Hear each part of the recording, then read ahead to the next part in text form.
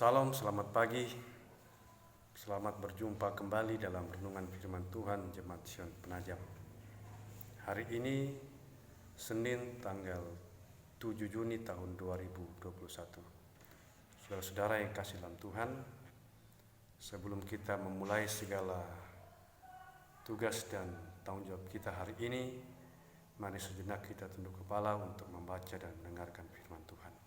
Mari kita berdoa. Kami bersyukur Tuhan untuk pagi hari yang indah yang Tuhan berikan lagi kepada kami semua. Kami akan menikmati hari ini dengan bekerja, beraktivitas. Tapi sebelumnya kami akan membaca dan merenungkan firman Tuhan sebagai dasar kehidupan kami hari ini. Roh-Mu yang kudus kiranya menolong kami supaya firman yang kami baca dan renungkan hari ini boleh tinggal dalam hati kami, menjadi tuntunan kami dalam kehidupan kami sepanjang hari ini. Bersabdalah ya Tuhan kepada kami semua, sebab kami siap mendengarkan firman-Mu tersebut. Dalam nama Tuhan Yesus firman yang hidup kami berdoa. Amin. Saudara-saudara yang dikasihi oleh Tuhan, firman Tuhan pagi hari ini saya pilih dari kitab Ibrani pasal 11 ayat yang ke-31. Ibrani pasal 11 ayat yang ke-31, demikian kata firman Tuhan. Karena iman maka Rahab perempuan sundal itu tidak turut binasa bersama-sama dengan orang-orang durhaka, karena ia telah menyambut pengintai-pengintai itu dengan baik. Amin. Saudara-saudara yang dikasihi oleh Tuhan, cerita tentang Rahab perempuan sundal itu seutuhnya dapat kita lihat atau kita baca di kitab Yosua pasal 2 ayat 1 sampai 24. Di situ diceritakan bagaimana Rahab perempuan sundal itu menyelamatkan dua orang pengintai yang masuk ke kota Yeriko.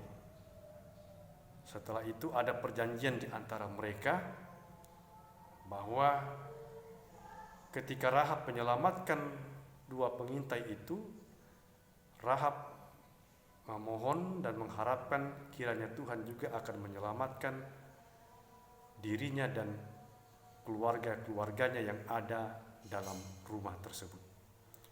Nah, saudara yang dikasihi oleh Tuhan, Tuhan secara menakjubkan juga merombak kehidupan Rahab. Bagaimana Rahab yang kita ketahui adalah seorang perempuan pelacur, seorang perempuan dursila yang seringkali menjajakan dirinya kepada banyak laki-laki lain, itu bisa dirubah oleh Tuhan menjadi sebuah keluarga yang dicatatkan namanya sebagai salah satu silsilah yang kelak melahirkan Yesus sebagai Tuhan dan Juru Selamat itu. Awalnya kita melihat bahwa Rahab ini adalah perempuan atau orang yang hidup di luar kewajaran manusia-manusia umumnya. Tapi mengapa bisa namanya itu dicatatkan sebagai salah satu silsilah yang melahirkan Tuhan Yesus? Dengan kata lain, Rahab di sini juga turut ambil bagian dalam misi keselamatan yang dikerjakan oleh Allah itu. Nah, bagaimana hal ini bisa terjadi? Kita dapat melihat dari langkah iman atau hidup Rahab tersebut. Pertama, kalau kita melihat di ayat 9 Yosua pasal 2 itu, bahwa Rahab percaya Allah itu akan memberikan negeri Yeriko kepada bangsa Israel.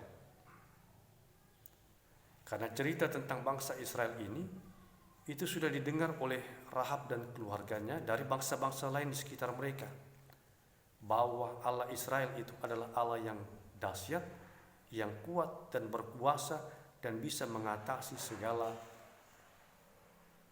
kekuatan-kekuatan lain. Itu sebabnya ketika Rahab mendengar bahwa Yeriko akan dikepung dan diambil oleh bangsa Israel, maka Rahab turut ambil bagian supaya ia dan keluarganya tidak dibinasakan bersama-sama dengan bangsa Yeriko itu. Nah, yang kedua, Rahab meninggalkan dosa-dosa dalam kehidupannya yang lama, karena dia percaya bahwa satu-satunya jalan supaya dia bisa selamat bersama dengan keluarganya, maka Rahab harus meninggalkan kehidupan lamanya, mengikuti Allah Israel, percaya sebagai Tuhan dan juru selamatnya. Dan menurut tradisi, Bapak Ibu Saudara-saudara, tradisi Yahudi menyebutkan bahwa salah satu dari kedua pengintai yang diselamatkan oleh Rahab itu kelak akan menjadi suami dari Rahab itu.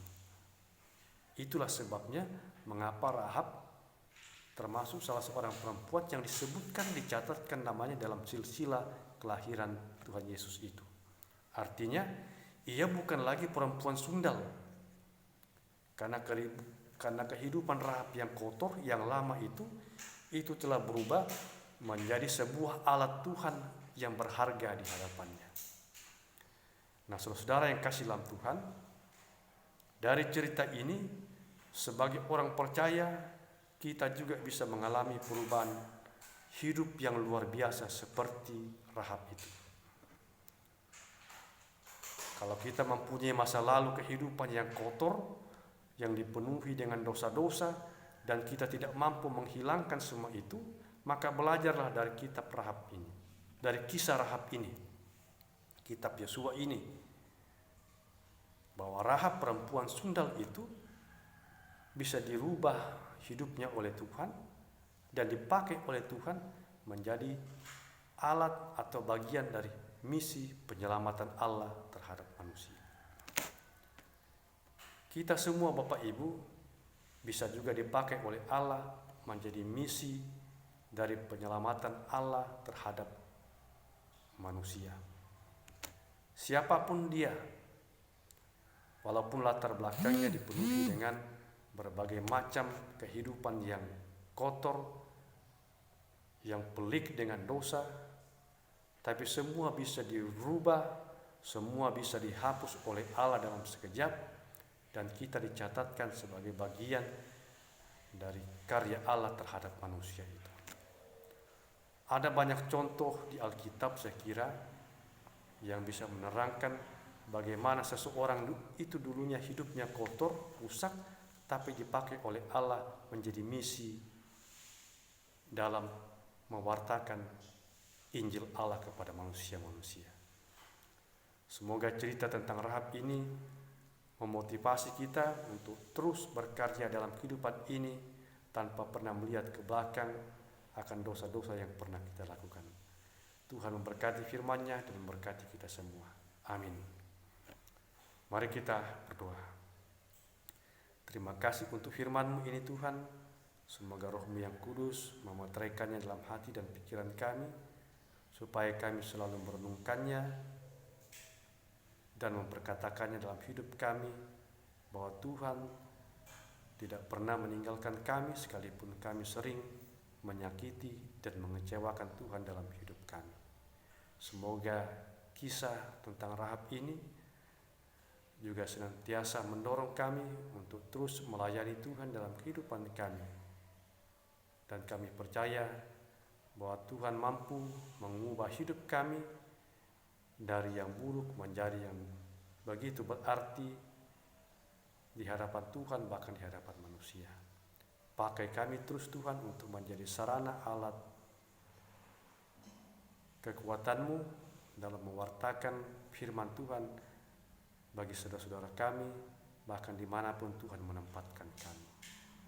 Kami berdoa semoga hari ini Tuhan menolong kami, menolong warga jemaat-Mu dalam pekerjaan, kehidupan, dan rencana-rencana mereka. Semoga semua apa yang kami lakukan hari ini boleh berkenan di hadapan Tuhan. Ini doa syukur kami dan permohonan kami Tuhan. Sempurnakan doa kami berdoa di dalam nama Tuhan Yesus, Juru Selamat kami yang hidup. Amin.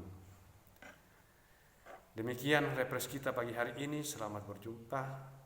Sampai berjumpa lagi dalam refresh berikutnya. Salam, selamat pagi, Tuhan berkati.